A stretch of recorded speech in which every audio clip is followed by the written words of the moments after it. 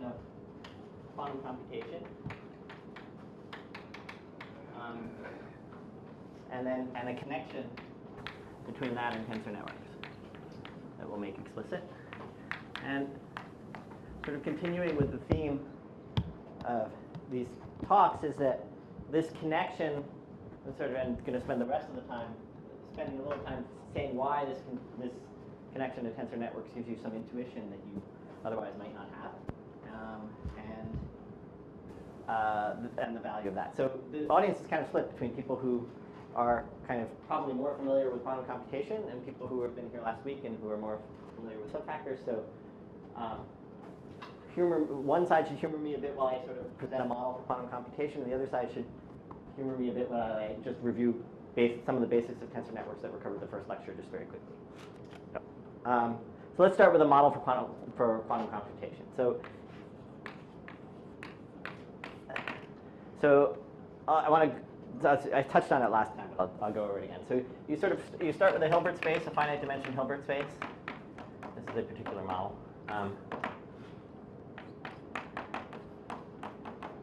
Of some dimension k. And that's going to correspond in the tensor network setup to the number of colors that we were labeling, the number of labels on an edge. And your objects are states which are unit vectors in the tensor product of n copies of h. So these are the objects that you work with. And the way that you work with them is by two means. They're unitaries and they're measurements. So there are local unitaries, and what local unitaries you can assume that they mean is unitary matrices on 2 copies of H. And you're allowed to then, when you actually use them, you can use them on any two copies. You can sort of imagine them being implemented on any 2 copies of H and the identity on the rest of the space.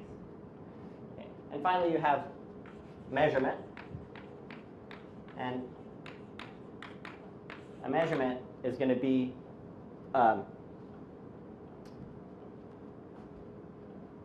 set of projections, k of them, projections on H with the property that they sum to the identity. Okay. And let's give a basis for this space labeled, let's say, E0 through EK minus 1. So there'll be a fixed basis. The Hilbert space will come with a fixed distinguished basis. K what are projections? They don't have to be rank 1. Yeah, I guess they don't have to be rank 1. So yeah, I goes from 1 to L. P. What's that? You wrote P1 to PT and change it to it.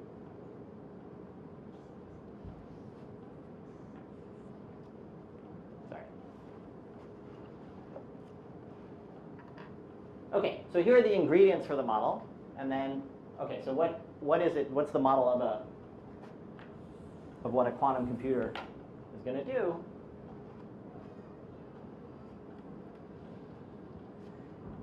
Is the following. You're going to start with. In your states, do you identify vectors, unit vectors, which differ by a phase? No, you don't. They're distinct. So 2 vectors that differ by some complex unit 1 thing, we just treat them as separate vectors. Okay, so we start with a particular state, a particularly simple state, which is the tensor product of all zeros. Okay, so that's sort of where we start. So this is all quantum algorithms will look like this. Okay, you start with that, something fixed. Then you apply a series of unitaries, local unitaries.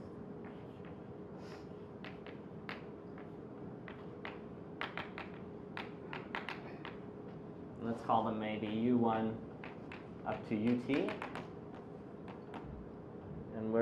and okay, so let's continue.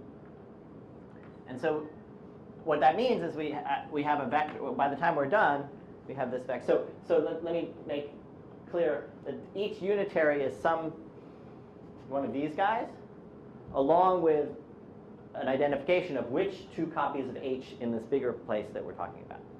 Okay? So there'll be a unitary that you can describe, and then you'll say, well, it's acting on the first and the fourth, or the third and the ninth, or the last two, or whatever. So that's why when I say local unitaries, I mean things thought of as a matrix on a unitary matrix on H tensor H, but along with some identification of which two copies of H you're doing.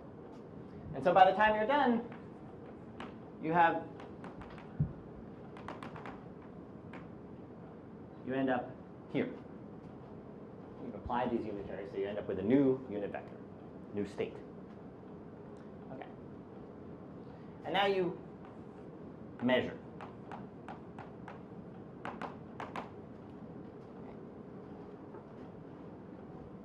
And so measure involves you have a measurement, okay? And the outcome of your measurement is so the outcome of your measurement, the outcome is the following. First of all, it's a number I from 1 to L.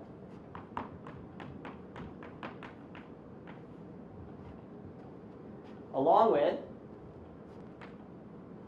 a new state, and that new state is your old state projected onto the ith using the ith projection. So it's your old state, and if I came out, pi applied to your old state. Okay. Now that's projection. That's not norm 1 anymore.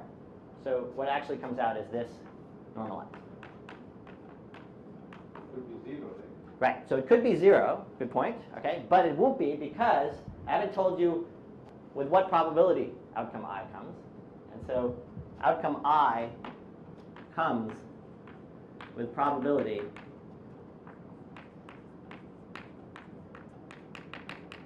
exactly the norm squared of this, the norm squared of the projection.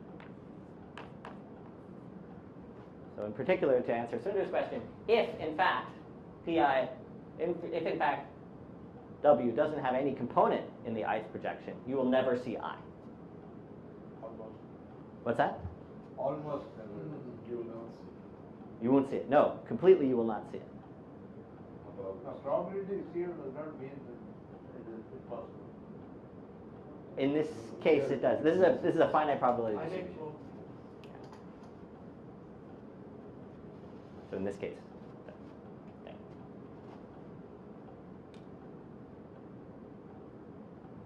Okay, so that's the setup for this model. So it's for anybody who hasn't seen it before. Okay, sure, but it's hard to get a feel. So so I should say a couple. So if you want to design, so what's the perspective here, right? So the perspective here is, well, I should say something about this T, right? First of all, okay. So we tend to talk about things like polynomial time algorithms, right? Algorithms whose time is proportional to polynomial in the size of the problem. And we can talk about exponential time, things that are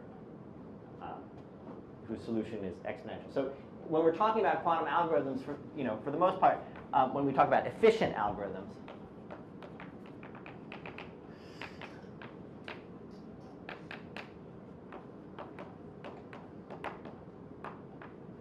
okay, what we mean is that T is polynomial in n. Okay, so as the size of the problem grows, the amount of time it takes is polynomial in n, which is a sort of reasonable amount of time to imagine. What's that? What is n? N is the number of copies of H. Okay, so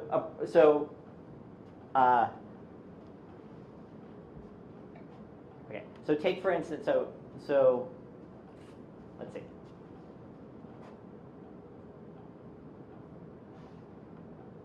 I'm trying to think of an example. Okay, so maybe I can even just do the following, right? Which is I'm trying to figure out where to go from here. Okay, so one question is, so one question you might have is this model, how does this model compare in terms of what it can do relative to the Turing machine model, or the model of what we already have, right? We already have very efficient regular computers with, on chips.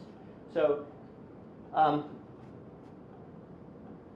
you might ask yourself, how does this model compare to that? If I can do something with my laptop, can I do it with a quantum computer? If I can do something with are there things with the quantum computer that I can't do with a laptop, et cetera, et cetera? So the first result to that effect says that anything that you can do in polynomial time on a laptop, you can do in polynomial time here. And the way, so let me describe the restriction. So it's a restricted set of unitaries that you end up using. And that restricted set of unitaries that you end up using are ones that just, whatever they do, they send basis elements to basis elements. So there's by basis element, I mean in each of these, it's a tensor product of things where you can cycle through the EIs, right? And so that's a basis. So if I take any unitary map that maps that basis to another basis, that's, I can building out of small ones, that's allowable in this model. Okay? And if I make my final measurement also in this basis, meaning the measurement would, just measure according to E0, E1, E2, E3, et cetera. That's a submodel of this, and that turns out to be exactly what classical computers do. Okay. So we've got sort of right at the beginning that this model is more powerful than, up to polynomial equivalence, this model is more powerful, or at least as powerful as classical. And so one gets sort of... So these unitaries will be n raised to k permutation matrices, is it? Not only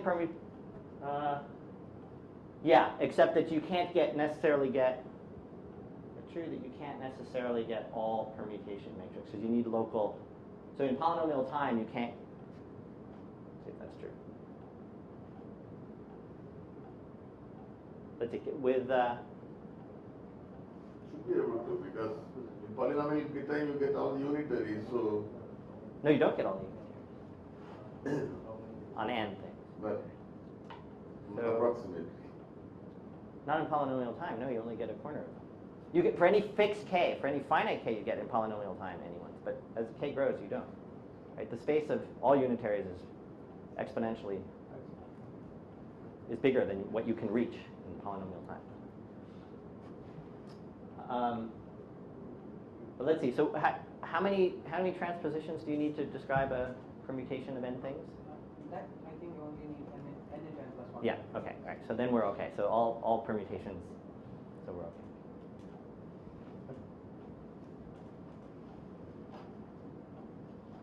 No, maybe not, because you're talking about all permutations on an exponential.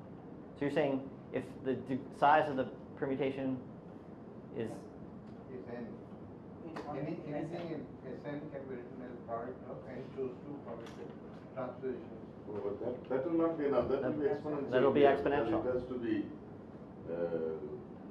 If the dimension grows as k power n, you want the thing to grow as polynomial in n, not polynomial in k power n. Yeah, so that's not going to be enough, right? So.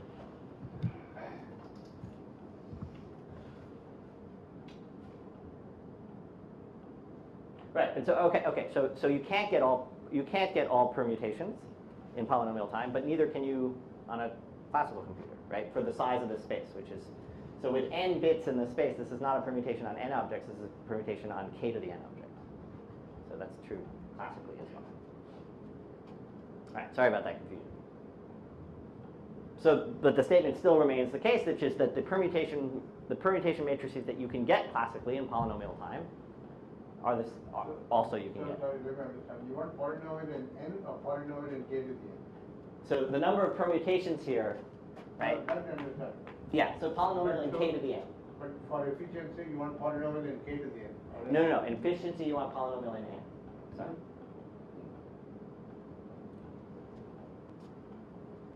Okay, so let me sort of so let me back up a second. So the reason that one might hope that this has larger power is that though this is described by n things, the dimension of the space we're talking about is exponential in n. Right? And so you've got, and there's this sort of basically sort of pop model of what quantum is doing, which is it's simultaneously doing things on all these different possible paths, and then by the time you're done, that you can sort of do this computation simultaneously on all these different paths and pick out the one that you want, which is not really true. But it is true that that the size of the space that you're talking about is very, very large. It's exponential. Right? It's not a size of space that you can work on with a regular computer as it stands. The reason you can't pick things out is something that I want to sort of stress here, which is, and I want to say it again, I said it last time, is you can't see W, okay? Just because you've got W doesn't mean you can see it. The only way in which you can see aspects of it is by performing a measurement. And so what you end up is getting some sort of view of W as it breaks up into some finite number of spaces. Right? And you don't get a complete view of that in the sense that I don't get to measure this probability exactly. And all I get to do is make a measurement and it'll come somewhere or it'll come somewhere else. Okay, so this model, so the model, it includes anything that you can do with a regular computer. Right? And here's the reason why there is so much money being poured into it, or was poured into quantum and various other things, which was in about, I think, 95 or sometime like that.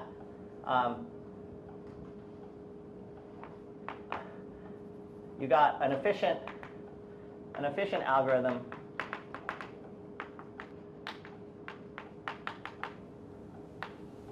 for factoring n-bit numbers.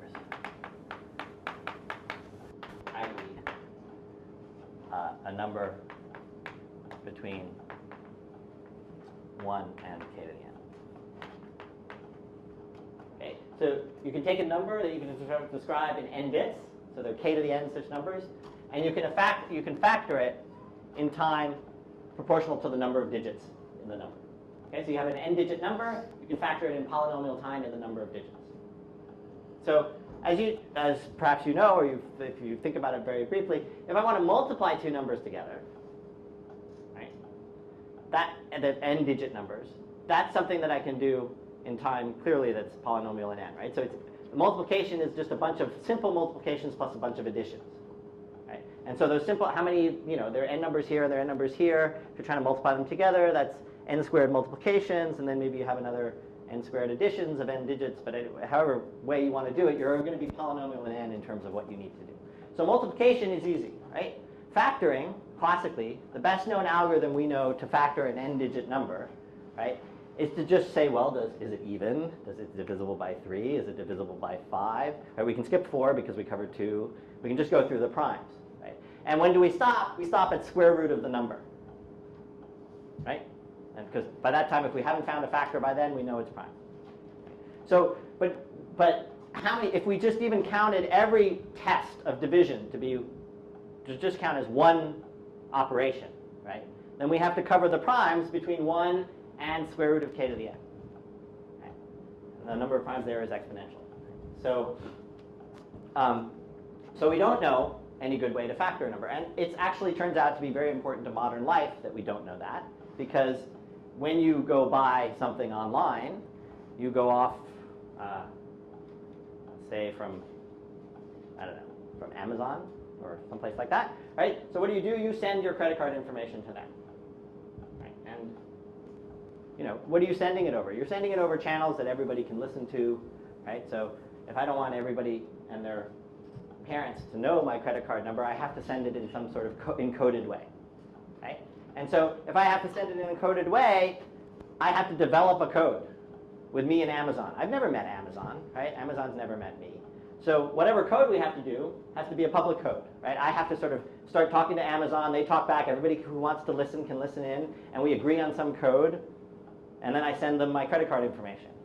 So if you think about that for a little while, that's really odd that that's even possible. It's absolutely remarkable that that's possible, right? Think about, basically you and your friend in the town square, right, yelling to each other about how, we're going to make up this code. When I say this, it means that, and when I say that, it means that, and everybody's listening to you. And then it's like, okay, ready, go. And I'm going to now tell you something and hope that nobody else understands it, right? So the reason why that works, because it seems like it's impossible for it to work, is exactly the following reason. It's a clever, RSA algorithm, which is what it's sort of known as, is a clever thing that sort of exploits the fact that multiplying two numbers together can be done quickly, but trying to figure out the factors of the two numbers can't. Right? And so what ends up happening is that is what's exploited. So in fact, the person listening into you, if they can factor things quickly, actually can break the code. But you just design, because multiplying, so you think, well, if they have a fast enough computer, they could, factor it really quickly, right? But the beauty of this thing is multiplying together is exponentially faster than factoring. So even if I have a rough estimate about how fast the fastest computer is, I just, take digits of numbers that are larger than that by some, an extra factor of 20, right? And I can do the multiplication on my handheld calculator faster than, I don't need a big computer to do the multiplication, right? They need a big computer to factor, and they don't have a computer. It'll take them 100 years. So your credit card information, it's true. You send it off. It's people working hard on a computer can factor it in 100 years, but by that time your credit card won't be useful anymore. Right? So that's the principle about way it's saying. So you can see now why tons of money was put in here, right? Because once you have an efficient algorithm to factor, that's something that you probably, first of all, you would like before anybody else gets it, right? And you probably actually want to figure out, shoot, if everybody else is going to get it, we need to figure out a new way to kind of send things secretly. So anyway, so that's just sort of a background about why. This is really bad boys mathematics. What's that? What you're trying to do, quantum computation, is bad boys mathematics. Sorry, I still didn't pick up the word. The intention is evil. Oh, the intention is evil. Right. The intention is completely evil. I'm evil incarnate, as we speak. No, I mean it is. No, it's only the reason money is being put in. I'm perfectly pure and agnostic about the reasons that it's used. But this is the reason that I actually have the opportunity to study these wonderful objects on there. Okay. So that was sort of an aside. But anyway, okay, so now to be clear, the fact that we have such an algorithm doesn't tell us that a quantum computer is more powerful than a classical one, right? Because there is no proof that says classically you cannot factor numbers quickly. Right? And that, in fact, is still an unknown question, which is whether this style of computation, just as it is actually more powerful than a regular computer.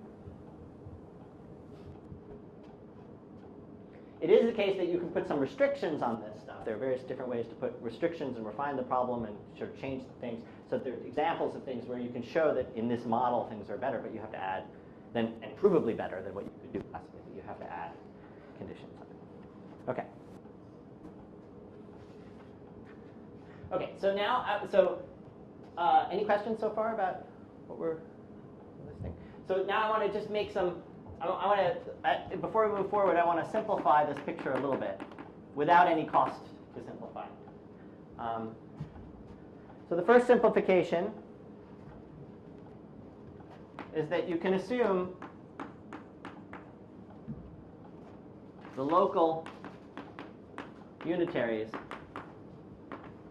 act on consecutive copies of H.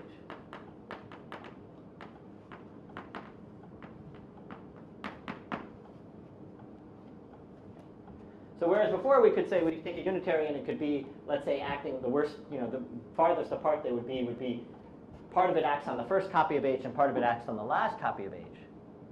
I'm now saying that you can assume that all your unitaries act on, either this and this, or this and this, or this and this, etc. And now you probably can see it very quickly. What do I need to do this, right? If I have something acting on that, I can have a unitary map that switches these two, right? So what do is instead of I realize acting like this as a product of 2n plus 1 things, which is I switch this, I switch this, I switch this, I switch this, I switch this until they're neighbors, right? Those were all local maneuvers, right? The unitary on these two, then followed by a unitary on those two, followed by a unitary on those two. So switch all the way to here. Then I apply the unitary on neighbors that I was going to apply originally, and then I switch them back out. Okay. So what's the cost of this for every single unitary? It costs me n to implement them. But that's fine because I only care about polynomial in n. So I'll have an extra factor of n, but that's okay. So I can assume, just to make our picture clearer, I can assume that the unitaries are acting on the inverse. But that will increase the number of unitaries that come into play. It increases the number of terms in here, right? When you switch the two Yeah, spaces, yeah. so that will increase the number. How you keep a count of that too? Well, so that t, the t that you had before will become like n times t. But you don't. But when you're talking about things, you only care about whether an algorithm is with polynomial in n. So it won't change whether an algorithm was polynomial in n. Okay. So by similar reasons, you can assume the measurement is on the first copy.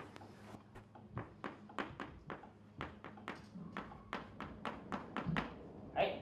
Because what do you do if it was on some other copy is you just use that same sort of unitary to flip it over to the first one and then apply it on the first one.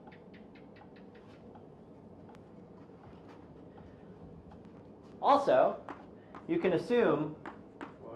Sorry, what does that mean? So measurement, remember, was a set of projections on some copy of H. So you're saying that all PI look like Q8 and so on, is it? Yeah. Right. And then Assume only on the first factor. only on the first factor. And if you wait 1 second, you can even save yourself some writing because I'm going to say even more. Okay. So on that first factor, right, this is a projection that's in some directions, right? But I can now make a unitary transformation so that those directions are just they're just subsets of the standard basis, right? So I can assume that P1 through PL are each projections onto subsets, the span of subsets of E0, E1, etc. Ek minus 1. So what I mean by that is, right, in general, we have a k-dimensional space, and we're talking about projections in that space. But I can, by unitary transformation, those projections I can map onto a space where they're diagonal in the basis E1. So maybe that's another way to say it. Each pi is diagonal in this basis, in basis E0 through Ek minus 1. Okay? And why can I do that? Because I can rewrite any projection as, I can do a unitary transformation of the projection. I can map P1 to U P. Sorry, I can define a Q1 to be U P1, or Qi to be U Pi, U inverse, or U star, where Qi's are in the standard basis, and now just by to apply Qi, right? I just apply. So this says that. Let's see. How do I want to do this? This is that QiU equals UPI, and that's what I want to do. So if I wanted to apply PI, I first apply U first, and then I apply Qi, and Qi is in the standard basis, and use an allowable unitary. It's actually a unitary on one copy of H, which I can view as just the same as two copies of H. It takes us a second. Okay, and so those are all simplifying assumptions. So now sort of the picture looks easier. And actually, though I'm not going to use it very often, I want to stress also that you can assume that H equals, that K equals 2. That H is equal to C2. Okay? And the way you do that is you sort of basically, you can embed, we can take we can write K copies of H as C2 tensor C2 up to some point and embed it inside, and we're only making the problem bigger by some factor that's not going to affect the polynomial in n. But we don't really have to worry about that for a while. But so oftentimes the standard basis is thought of as you're only 2 copies of H, and that makes it very similar to what you think of for 2 bits of when you're talking about a regular computer with zeros and ones. You can sort of think about it that way. But for the moment, I don't think we're not going to use this. You don't make 2 copies of it. You mean H is two-dimensional? Yes, I mean H is two-dimensional, sorry. H is two-dimensional. Okay. All right. Okay, so now so we're done with sort of describing the model of quantum computation. Now let's connect it up to tensor networks.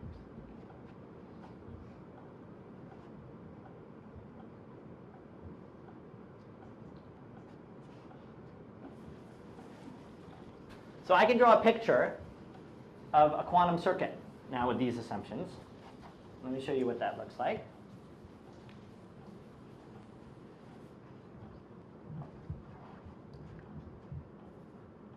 So if I want to sort of depict what happens quantumly, these dots are going to represent the various copies of H. And this is very similar to a classical circuit diagram, right? And then I start applying local unitaries, right?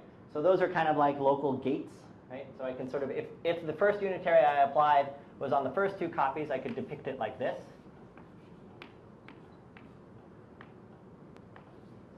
And maybe the next copy, well, let me draw a very small circuit. How about? Maybe the next unitary that I apply is on the last two gates.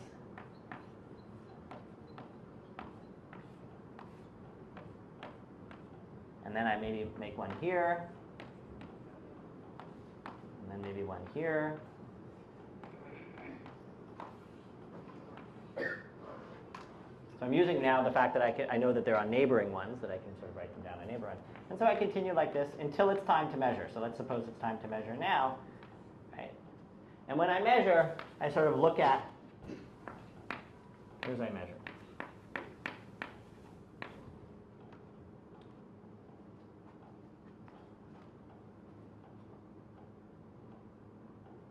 Okay. So now let me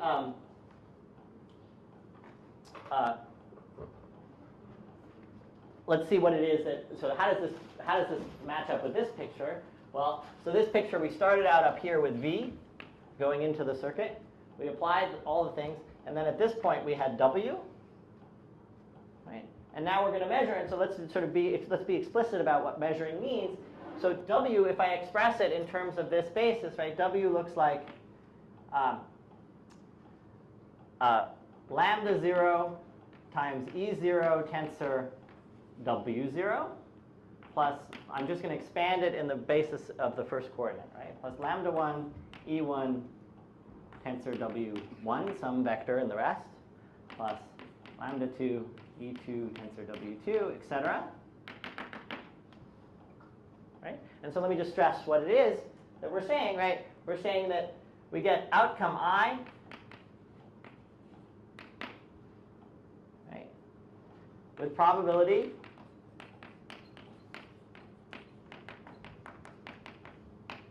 somebody tell me?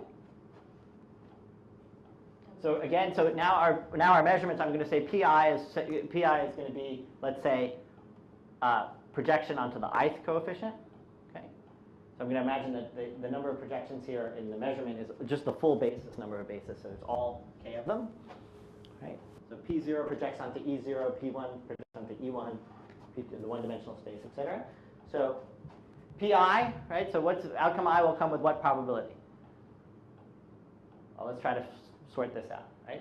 So PI picks out the one that has EI, right? And the probability will be the norm of that vector, right? So it'll be the norm, let's say if it was P2, it would be the norm of this vector, and the norm squared of this vector, and the norm squared of that is the absolute value of lambda 2 squared. Okay? So PI, the outcome I with probability absolute value of lambda I squared. Because that's the norm of, and then PI W equals lambda I EI tensor WI. WI is assumed to be uniform. I is only 0 or 1, right? Well, okay, so if we restrict to 0, I was going to not restrict to 0, 1, but if we do restrict to 0, 1, then there are only 2.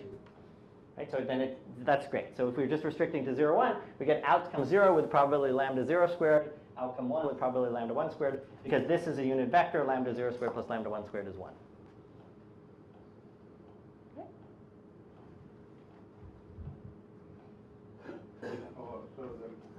WI is a unit vector. Yeah, WI's are unit vector. Yeah, I pulled out the non-unit part in terms of lambda. Yeah, so the WI, norm of WI. Okay.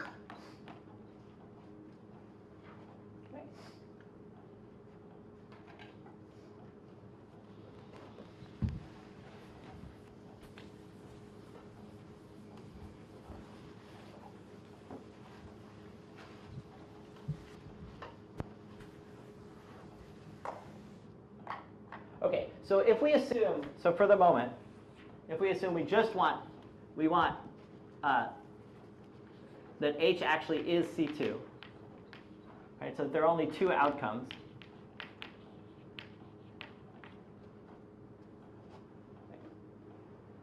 Then the real information that's coming out of this problem is lambda I squared, is really an estimation for lambda 0 squared.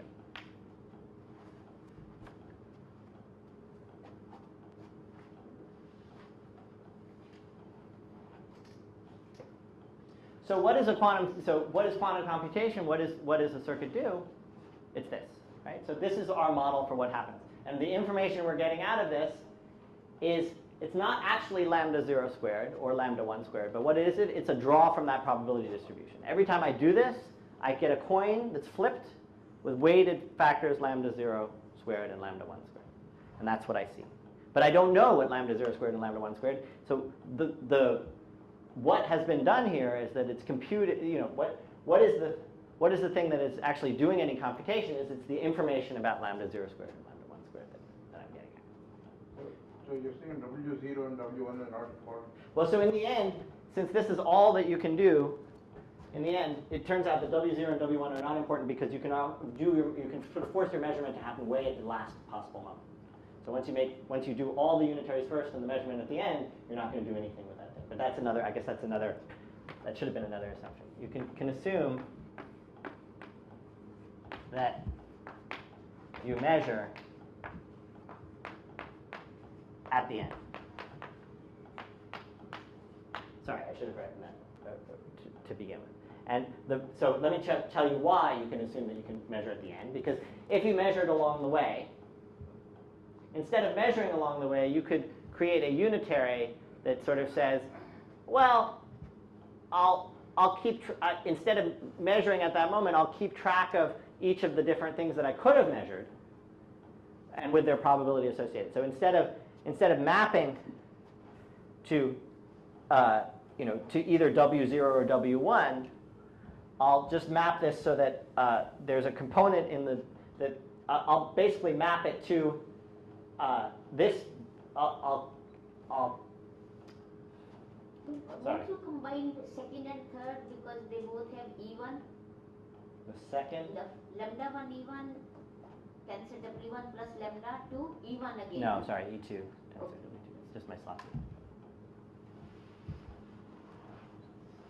So it turns out that you can sort of hold off on the measurements until the end because you can take this piece and sort of hold it off outside and keep it going on the side, and in the end we measure all at once at the same time. I won't go over to that just because it's going to take a little bit too long. But it's a nice simplifying assumption because now we can measure at the end and we can sort of view the circuit really as this is what's going on, and when we combine the measuring at the end with the assumption that H is equal to C2, we're really having this picture where you're just measuring a single spot, and that spot can be right in the first place. So the question is, what's this connection to tensor networks?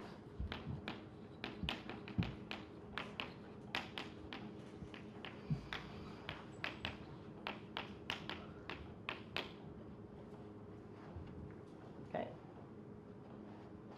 So that's the question. So how can we connect up? So for those who've been at the tensor networks thing, and for who's been sitting through this planar algebra stuff, right? These pictures aren't unfamiliar as pictures. I mean, they're a little bit different, but they're not that unfamiliar, right? And so let's try to figure out how to make this tensor networks. But before I do that, let me just sort of review very quickly for those of you who are sort of more in the quantum computer setting to make sure that we're all talking about tensor networks the same way. So, and maybe for those also who are here, just to remind you what a tensor network is. So a tensor, in this case, is going to be a node with a bunch of edges coming out of it, some number of edges coming out of it. And we can put labels on those edges. And those labels are from a set. Let's now make it 0 through k minus 1 to match up with what's going on. So a tensor is going to be an object, which is a node with a bunch of edges coming out. And those edges can be labeled. Okay? And so I haven't finished saying. And every time you label everything, if you label everything, every edge, then that tensor, the tensor takes a value of a number. Is equal to a number.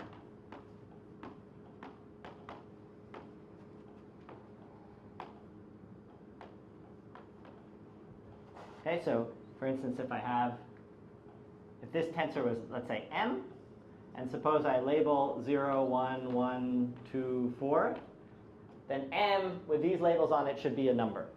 Any number it wants. That's what defines m. Is that number plus if I change all these to all the other possible labels, they become other numbers. That's an array. Sorry. Will you need to really consider the case when k is bigger than 2? No. Why don't you just stick with 2 all the Okay, time? that sounds great. Let's do that. Or if we do, then we'll jump out of it. But that's right. So, right. So any choice of labelings of 0 or 1 should spit out a number. Okay. So this is going to be, we can think of this tensor as just simply an array of 2 to the number of edges numbers. But it's much better to think about it visually like this. And then we have operations on tensors to get new tensors.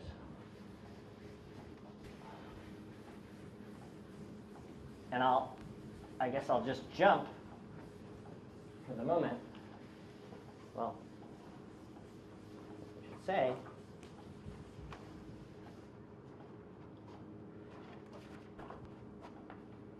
so one way, there's product, which is when you stick 2 tensors one next to each other. Okay? And so I have to tell you what this picture means. And this picture, so we'll call this a 1, 2, 3, 4, 5. We'll call this a 5 tensor. Okay? A tensor will be, the number of edges around it will be this number. So this is going to be a product of a 1, 2, 3 tensor with a 1, 2, 3, 4 tensor. And what we think about that is, you just draw a big dotted thing, and imagine the dotted part is just a big blob, and then you've got 7 edges coming out. Right? So this is going to be a 7 tensor. And if it's going to be a 7 tensor, I have to tell you what its value is related to what its value of the n and m is. And so let me just tell you by example, if I label all the edges,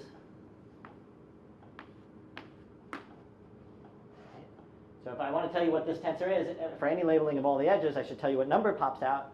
And the number that's going to pop out is the product of the 2 numbers that would pop out of the individual tensors.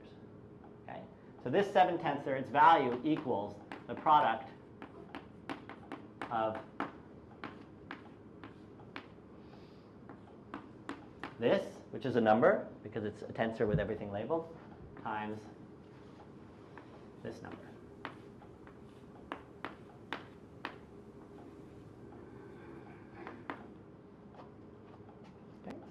So that's product. So you can see how you can take 2 tensors and create another one. And then there's contraction, which is another picture I can draw. And that's if I take 2 tensors, n and m,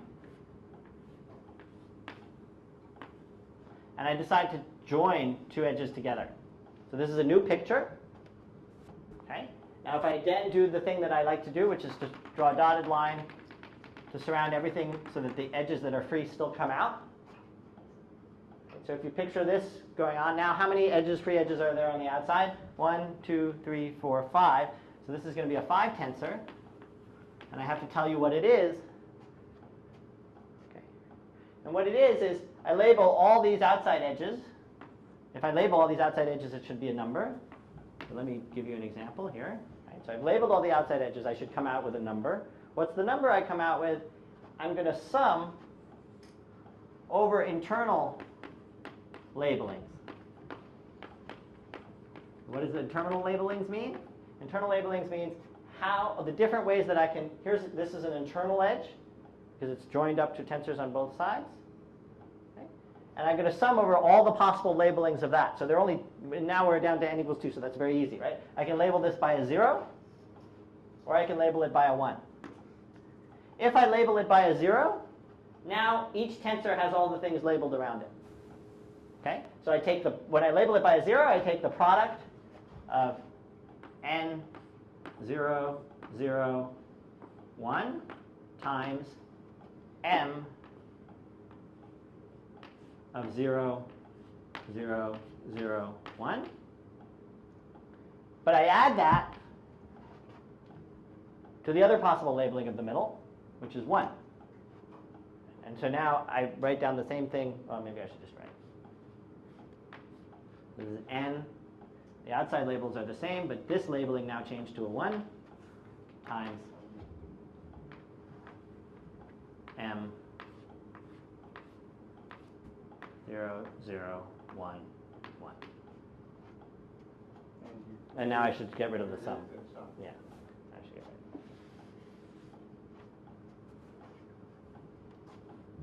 of it. Okay, and so a tensor network in general is any diagram that you can get by combining these two ideas. And if you think about what that means, right, that means you've got a bunch of edges and a bunch of nodes with different labels, and some of them are connected up, some of them aren't. Pictures like this, something like that. So say with some free edges, so M, P, Q, R, S, let's say. So this would be an example of, it's a network. In the end, it's a 2 tensor because there are only 2 free edges. And its value is given by summing now over all possible labelings of all the internal edges, of which there are a lot now, right? This is an internal edge, this is an internal edge. So is that, so is that, so is that, so is that. So it's a sum of, how many terms? It would be 2 to the power of 1, 2, 3, 4, 5, 6, 7. So it's 2 to the 7th terms, right, of a product sum. And for each possible labeling of those 2 to the 7th internal labelings, right, then I get, and a fixed external labeling, I get a product of all these values. So, and the reason that this is sort of a helpful diagram is, so just again to summarize various things, is that there are certain special pictures. So, well, I guess before I draw the special pictures, I first have to say there are several interpretations of a tensor.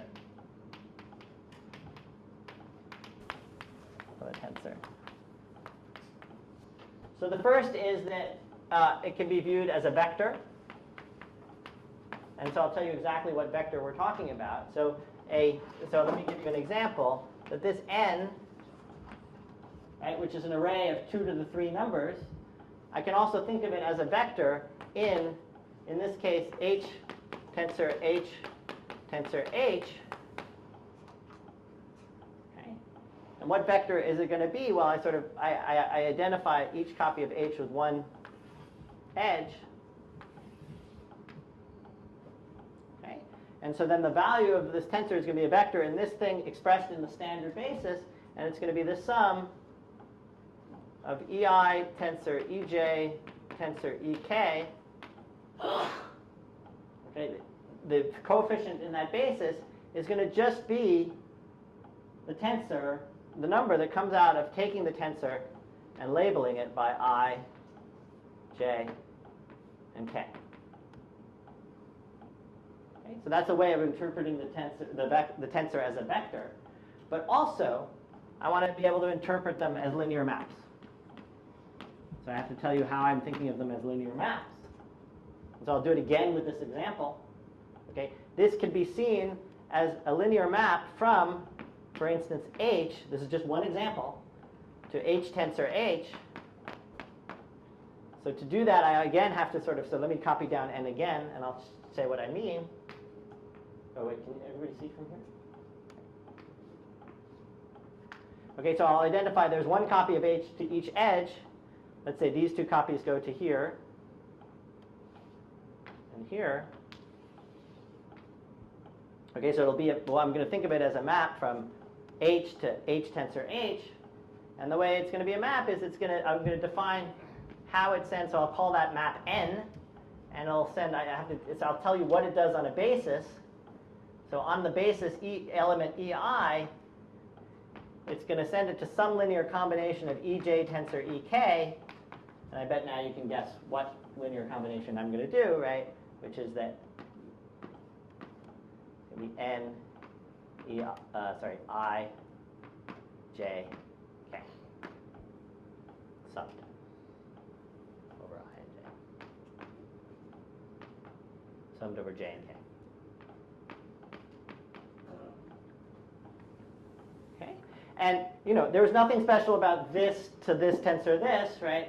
I could think about it as this to this tensor that by writing down a different linear map, etc. And I could, for that matter, send it from 2 copies of h to a linear map from 2 copies of h to 1 copy of h, all the same. So these tensors have a nice picture because visually you write down the same thing, but they mean vectors, they mean linear maps, and depending on which way you want to think about them, that all of those different ways of thinking about them is helpful. And so there are certain pictures then that become that you should be able to recognize, and we did this sort of in the first thing, but just to quickly do it again, right? So this picture, let's just say, or this picture, either of these two pictures, if you think about it for a while, this is just the inner product. This is just inner product, and what is it inner product of? If I consider x is a 3 tensor, right? Y is a 3 tensor. If I think of x and y like I did here as a vector in h tensor h, this becomes the picture of the inner product of x with y when the copies of h are identified the right way. Okay? And more simply, this is just an inner product within h. So whenever you see sort of pictures where 2 tensor diagrams are thrust together, you can think of them as an inner product on some space. You have to worry about the complex conjugate because this thing is a bilinear, multilinear pairing. So this is Whereas the inner product is not linear in the y variable, right? well, but this still, if I call this y and this x, this is still going to be an inner product of x and y. But the resulting function of y is for fixed x, it's a linear function of y. Whereas the inner product is a conjugate linear function of y. I think what Sundar is saying that if your components are all imaginary, then you are going to get negative numbers.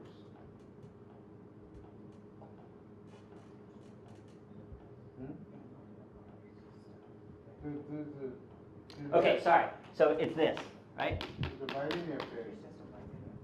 Yeah, it's a bilinear pairing that happens to be that. Right? Is that right? I can write it that way? So this is, though this function is, So, yeah. So I by have, that, if you mean summation xi yi, that's what I mean. then I'm fine. Okay. It is not the inner product. The inner product is summation xi Xi. bar. Okay, you're right. Okay, so let's pretend we're on the reals for now. Okay. But after h equals c2, Okay, but let's not pretend we're on the reals. Let's see. How about I do this? Is that all right? That it's equal to x inner product y bar? Okay. All right. Phew. I don't know. Okay, so that's, regardless, when you see things that are all stuck together like that, that's almost inner product, let's just say. All right? With a little fiddling, we can make it inner product.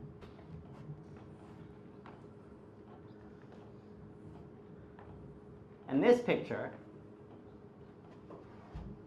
okay, is matrix multiplication.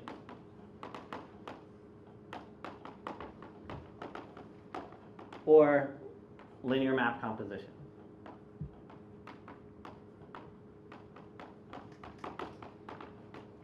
Okay? If we interpret n as a matrix or as a linear map from this copy of h to this copy of H, and we can interpret M to be mapped from this copy of H to this copy of H, then this tensor represents the composition of those linear maps, and it's a 2 tensor, right? So it looks like this. So it again is a map from H to H, and it's the composition of these other two.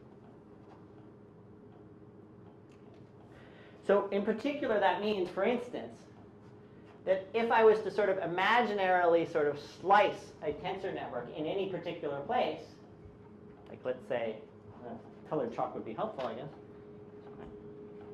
Right. If I were to cut it here, and I guess I should have drawn also, so it didn't need to be one arrow being joined in here. So for instance, matrix multiplication on 3 things would look like this.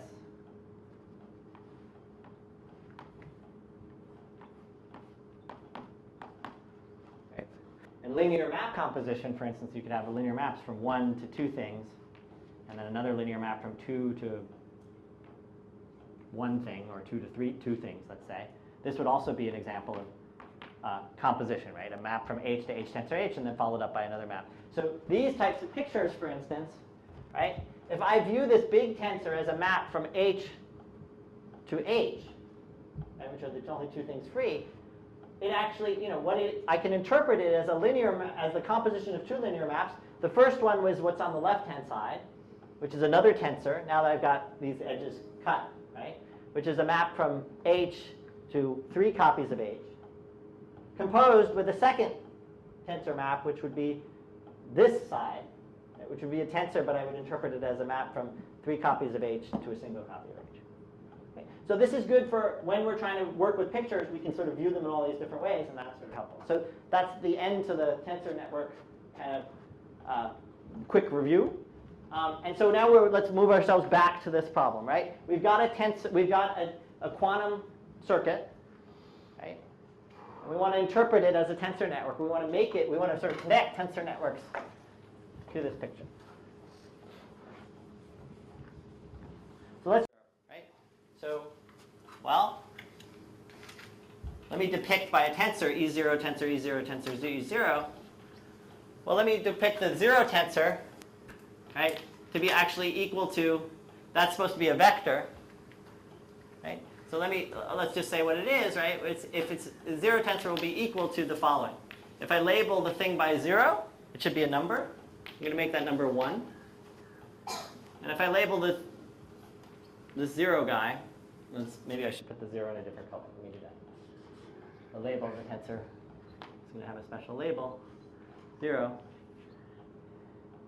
And if I label the edge by a 1, 0, I'm going to make that equal to the number 0. Okay? So in this way, if I interpret this guy as a vector in H, because it's got one thing in it, it's equal to E0. It's 1 times E0 plus 0 times E1. So that's good, because if I want to write E0 tensor E0 tensor E0, which is V, I know how to do that, right? So I just write down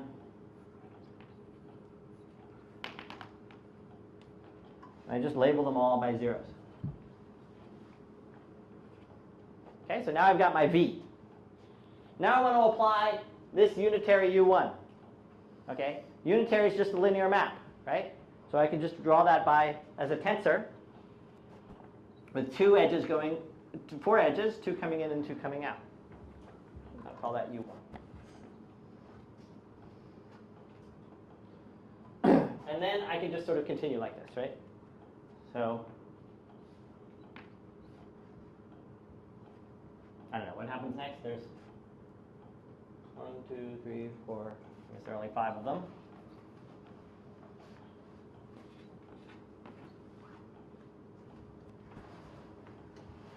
So really, somehow the circuit diagram already sort of incorporated a lot of this stuff. So this is U2, and you guys get the picture. I'm not going to waste your time sort of doing everything else. So just imagine that we've gone down to the end. Right? So we're now down here. Now what is this thing down here? Well, if I circle around that, it's a 5 tensor, right? What tensor actually does it represent? If I think of it as H tensor, H tensor, H tensor, H tensor, H, it's exactly W, right? That's what I made it, I forced it to be. So all I need to do to sort of finish up my prescription is to somehow write down, is somehow figure out what measurement does, right?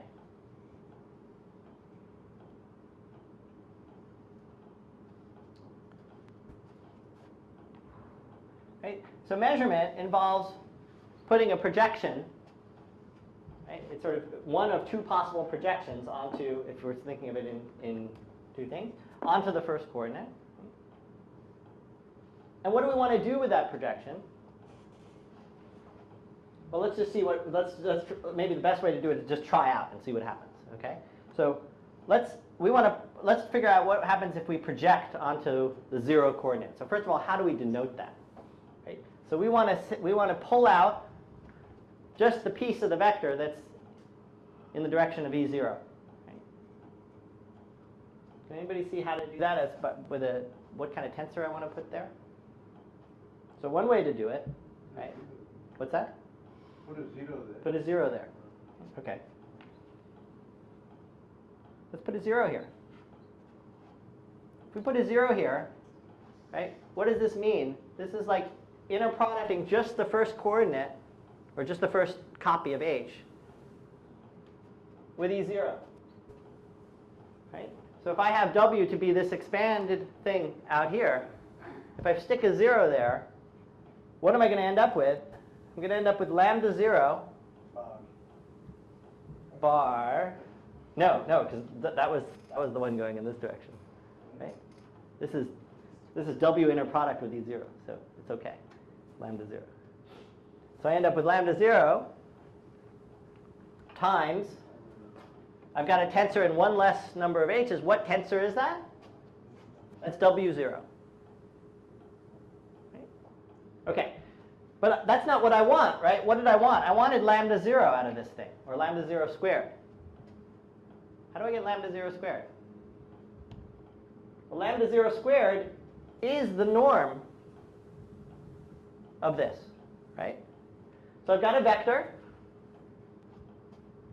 and I want its norm, squared. So what do? I inner product it with itself. How do I inner product with itself? Well, I don't inner product with itself, I inner product with its conjugate, right? But what I need to do is take the same picture, pick it up, turn it upside down, and then make sure I've got all the conjugates right. Okay? And then stick it on the end. Right? And then I'll have a picture, I'll have a tensor network picture. Okay? And how big is that tensor network picture? It's only just twice the size of this picture. Right? And the output of that, the number associated, and it'll have no free edges left. So let me just sort of draw quickly what this one looks like. Right? So if you imagine that the circuit part is just encoded inside here, you've just got it inside here. We started with a bunch of zeros out here. Let me do it this way. And then I put 1 0 down here. And then I took the whole picture, and I turned it over and picked it upside down. And these are all unitaries, so I can actually just bar them to sort of get everything right. And I have out here, again, all zeros. And I have here, here is a 0 again from the reflected. So this tensor, so now this has no, all these things, there's no free edges anymore. Right? The value of this is lambda naught squared, absolute value. Okay. So what do we have so far?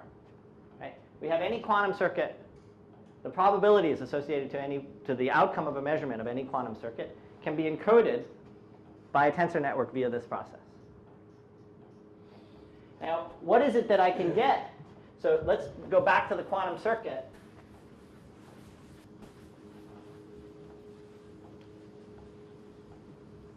We've said that the quantum circuit, what it's telling you is it's allowing you to sample from the distribution lambda 0, lambda 1. Right? It doesn't actually tell you what lambda 0 or lambda 1 is. Remember, when you do a measurement here, it shows up 0 with probability lambda 0 squared, 1 with probability lambda 1 squared. Right? So it's giving you a sample from a distribution. Right? Okay. So if I want to sort of estimate lambda 0, what do? I do the circuit a bunch of times. Right? And I sort of, the only logical thing I can do is do it a bunch of times. I'll get some zeros and some ones, and I estimate lambda 0 by the proportion of zeros that show up. Okay? And if you think about how accurate that kind of measurement is if I do it a polynomial number of times, I get a polynomial estimate. Reasonably, with polynomial, sort of, I get with if I wanted probability. So the probability that I'm maybe it's the easiest way to say is that up to polynomial accuracy, I get an estimate of this probability distribution. So what that tells me is that for the quantum circuit, for a tensor network whose value is something, in this particular case, right, that a quantum computer can sort of, this tensor network has exactly this value out of it. What am I getting with the correspondence with what's going on over here is that in the quantum setting, I don't get the exact value out. I get an estimate of the value, the polynomial accuracy. And so, are we doing on time? 15 minutes? Is that right? Okay.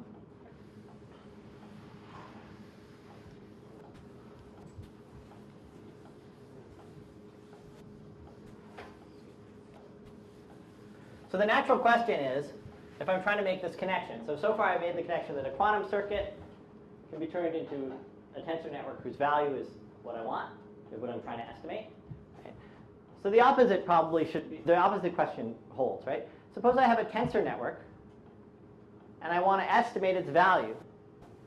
Can I do that with a quantum algorithm?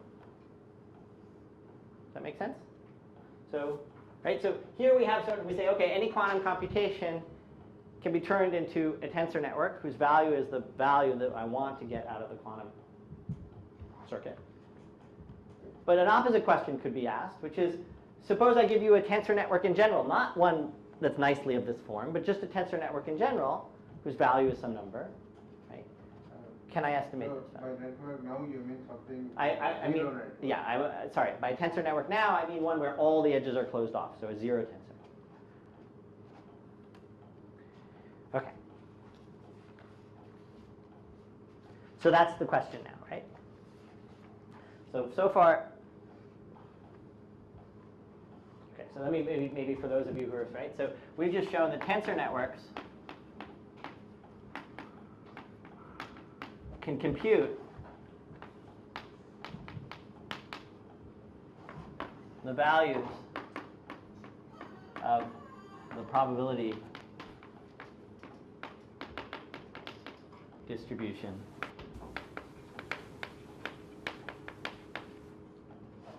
coming from a quantum circuit. Right. What about the other way around?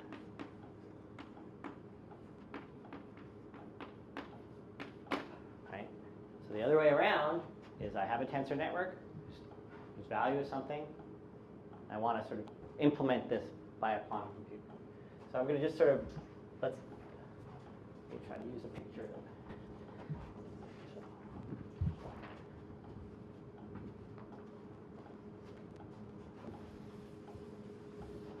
So this amounts to giving a quantum algorithm for approximating a tensor network.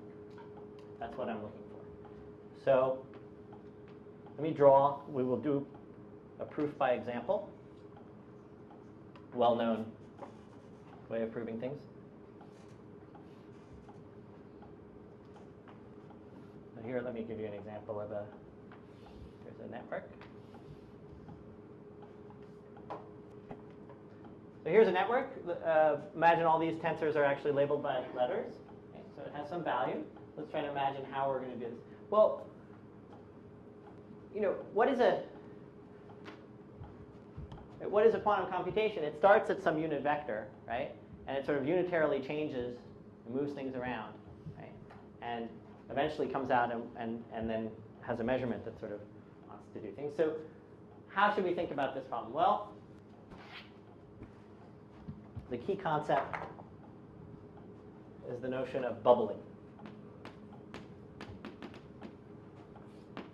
Okay. And so what is bubbling?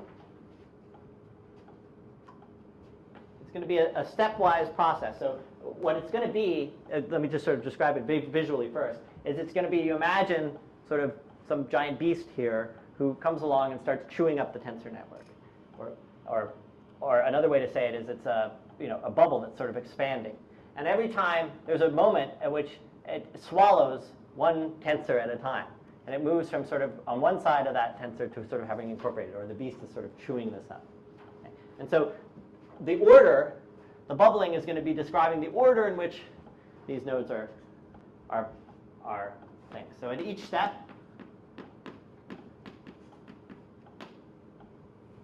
one more vertex is swallowed.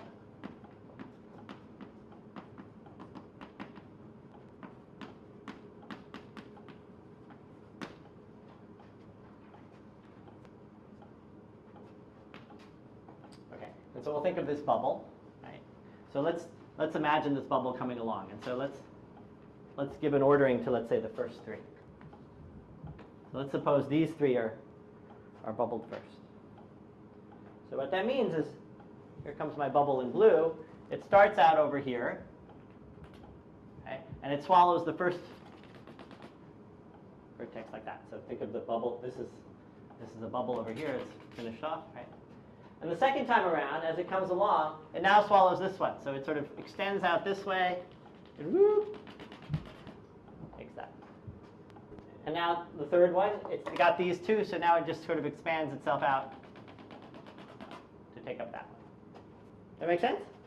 This is the concept? Okay. So the point is that at each stage, right, what is inside the bubble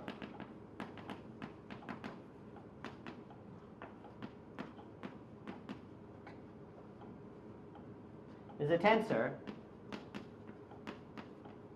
with free edges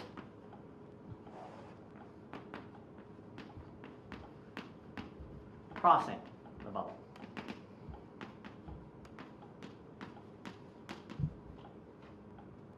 Right? So if I think about just after the first one, here's a tensor with two free edges. Okay? Okay? And then once I think about the second one, what have I got? Everything that's inside is these two nodes, and there's 1, 2, 3, 4 things coming out. Okay? And then after the third one, there's 1, 2, 3, 4, 5 free edges. Okay? So each time I go along, what's inside is a different vector. It's a different tensor, which I'm going to interpret as a vector. Okay? So as I started out, I have a vector in H tensor H, and then I got a vector in H tensor H tensor H tensor H, and then I got a vector in whatever, etc.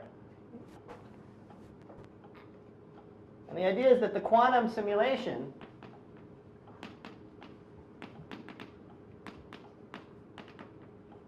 keeps track of this vector.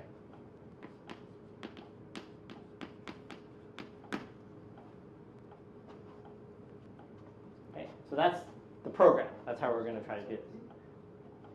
Now, we'd be fine, right, if we could design a map from here to here that was unitary when we swallowed each time. And from here to here, that a map, if we could see that this transition from here to that vector there was unitary.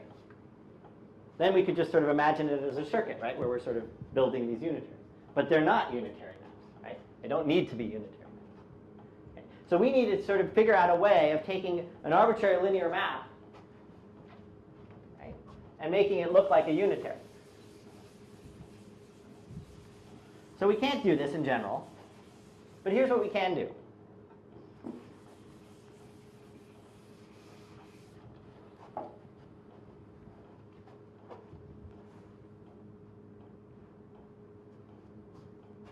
So this is going to be the key component.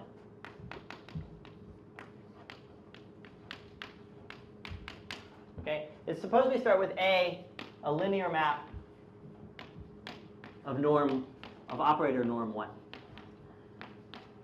Okay, largest eigenvalue is 1, or absolute value 1.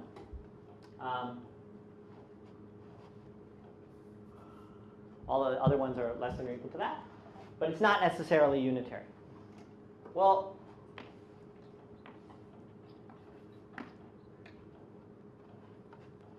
this matrix, on the other hand, which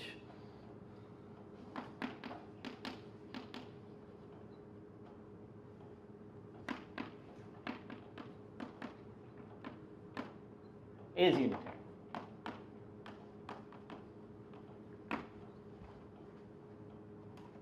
Okay, so this is akin to this you know. Okay, you know in some other form. You know in 2 dimensions, right? Which is that you can if you want to design, right? If you want to design a rotation, if I ask you for a unitary map whose first or a 2 by 2 unitary whose first entry was some number less than 1.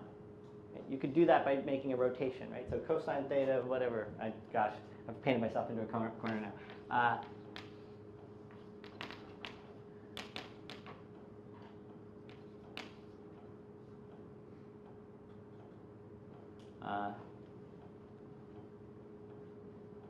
No, this is not right. Yes, this is right. Cosine theta. Somebody help me out here. What's the rotation by theta? Minus sine cos. Another cosine? Yeah. Okay, and so if you call this x, this becomes square root of 1 minus x squared. This becomes minus square root of 1 minus x squared. Actually, minus sign will go to the other spot. Oh, to which spot? To 1, 2 spot. The spot. Okay, we're still okay. The other would have been rotation by minus theta. Is that right? Okay. All right. Anyway, so this prescription, right? So this is your normal rotation, and you can see a very similarity between what's going on here and what's going on here. And it's the exact same thing. You can just kind of do it. But it sort of says if I wanted to create a unitary matrix whose top left entry was some number between minus 1 and 1, real, then I could construct it using this construction. And just in general, this is the complex version and the matrix version of this construction. Okay. So instead of having instead of implementing A, I could implement this thing, right? So instead of A on some vector space V, right, I can implement So you want norm less than or equal to 1? less than or equal to 1. Norm 1, norm less than or equal to 1. Okay, so instead of A, what I produced is an A hat from V tensor C2 to V tensor C2. Okay, so that if I just look at what's going on the E0 copy, on the top left coordinate, what's being implemented is A. Yeah? Okay. So now with that in hand,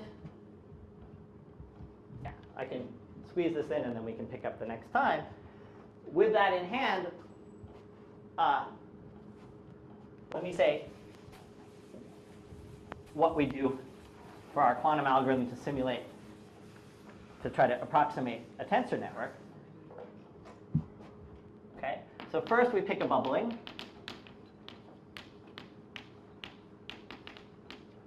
Okay, bubbling, which means an order. Right? And then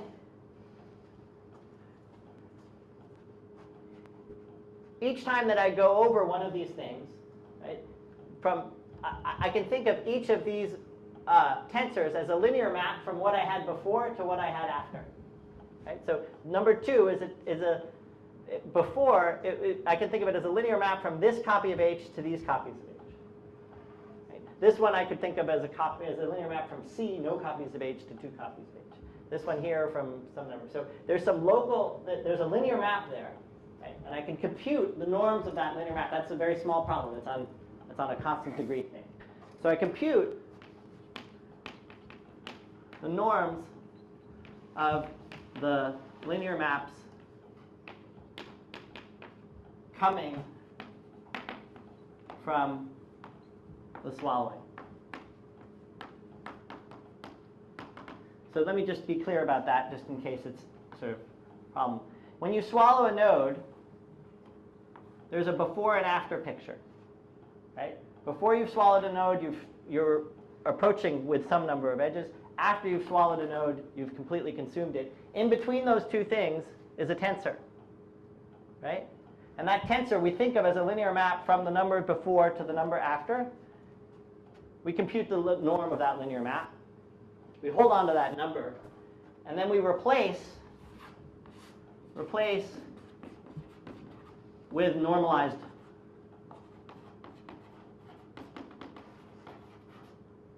tensor. So what do I mean by that? I mean compute the norm of this. Let's suppose it's 15, and now replace this tensor by this tensor over 15. Every number is replaced by that number over 15, and you keep separately the 15. So by the time you're through with this, right, now what do you have? Now when you're sweeping across, right, each of your linear maps that you're seeing are of norm 1. Okay? They're not unitary, but they're linear. So now what do? Is on my computer, I replace each linear map by this unitary map. Okay? And by doing so, I expand the Hilbert space I add an extra copy of H to the Hilbert space that I'm working on. Right? So I do that. And so by the time I'm done, right, by the time I'm finished everything, I know I have a number out here, right? Plus many copies of H, those copies of H that I sort of had to introduce, right? So by the time I'm done, when done implementing, so I'm going quickly, but I'll slow down the next time, right? So, but when done, just to give you the punchline so you don't leave, what I end up is these copies of C2 that I've gotten, right? Each time that I had to make this transformation, I introduced a new copy of C2.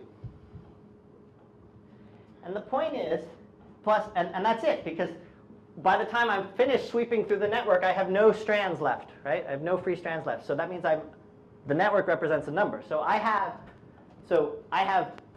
a vector on C2 tensor C2, but the important thing is that the E0 tensor E0 tensor E0 component of this vector, let's figure out what that is. Okay? So if it was each time E0, if I look at all those E0s, right, what did that mean? That meant restricting to the top left corner every time I did this unitary map. And so what it ended up meaning is that I actually applied the product of the linear operators that I wanted to apply. So what do I do at this point now? I just measure. And with probability proportional to the square of this, right, the probability proportional to, let's see, how did I get this right? Yeah. Okay, so I'll finish it up next time. But with probability proportional to this calculation, right, I'm going to see E0, 0, 0. So I'm measuring and seeing, I'm pulling out the number or the value of the tensor network when I see. So if I want to approximate the value of the tensor network, I do this a bunch of times. And I see how many times I come up with all zeros. And that's an approximation for the value of this tensor network. All right, so let me continue that. There's something I glossed over there which I should sort of fix. And so, but I kept, there's nothing like keeping someone over time, so sorry. Stop there. So these numbers you use to normalize will keep account of. Oh yeah, right. Sorry. So yeah, good point. So I forgot about that part. So actually, right. So I'm going to get an estimate for not the actual tensor network, but I'm going to get an estimate for the normalized version of that tensor network, right? That tensor network divided by all these numbers.